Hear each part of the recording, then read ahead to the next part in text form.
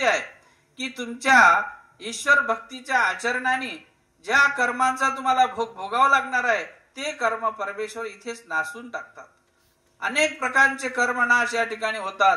मग आपण मानसिक, वाचिक, शारीरिक प्रत्येक कर्म हे आपलं जोडलेलं आहे.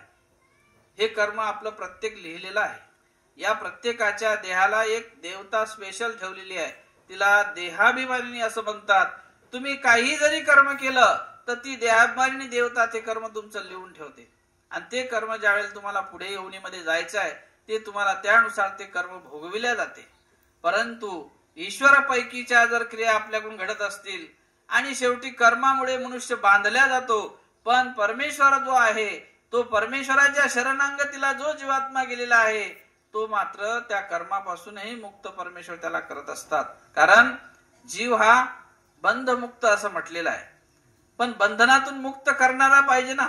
मग जो नित्य मुक्त आहे, देवता नित्यबद्ध आहेत, जीव बंधमुक्त आहे आणि परमेश्वर हा नित्यमुक्त आहे. तर परमेश्वर नित्यमुक्त म्हणजे त्याला मागे बंधन लागलं नाही, पुढे बंधन लागणार नाही. अशा प्रकारचा नमाम कर्माणि लिंपंती नमे कर्म फले स्पृहा. मी कधी कर्म बंधनात बांधल्या जात नाही. मी अवतरती वेळे न रिगे प्रपंचाची खोळे मज न उपजती डोहाळे कर्म वासनेचे. कधीच कर्मामध्ये जो बंदिस्त होत नाही, जो तुमच्या आमच्यामध्ये येतो, वावरतो, खातो, पितो, उठतो, बसतो, पण तुमच्यासारखा असून सुद्धा पद्मपत्र मिवांबसा. जसं कमळाचं पान कायम पाण्यात आहे पण वर काढल्याबरोबर एक थेंब सुद्धा त्या पाण्यावरती राहत नाही. पाण्यात असून तो पाण्याच्या वेगळा आहे. यालाच ईश्वरीचा विरुद्ध धर्म असं म्हटलेलं आहे. आपल्याला श्रीकृष्ण महाराजांच्या चरित्राचं अवलोकन केलं तर लक्षात येईल की सगळं जग म्हणते की श्रीकृष्ण महाराज ब्रह्मचारी, परंतु रुक्मिणीला प्रश्न पडला, तुम्ही तर नेहमी माझ्या सोबत आहेत.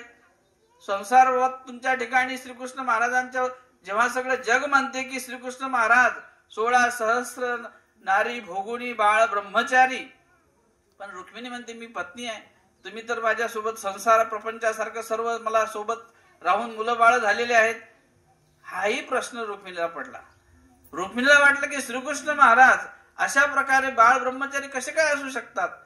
आणि जेव्हा स्वतः पत्नीला प्रश्न पडतो आणि मग ती विचारते, जग म्हणते समजलं, पण मलाही आता हे लोकांच्या म्हणण्यावर मलाही प्रश्न आहे, तुम्ही सांगा ब्रह्मचारी कसे.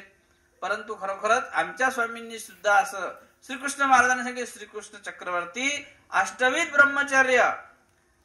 ब्रह्म म्हणजे अविक्रियू. ब्रह्म शब्दाची व्याख्या आमच्या शास्त्रात केली आहे की कधी न विकरणार, कुठल्याही प्रकारे तुमच्या पदार्थांनी विकरत नसलेलं जे स्वरूप आहे ते परमेश्वराचं.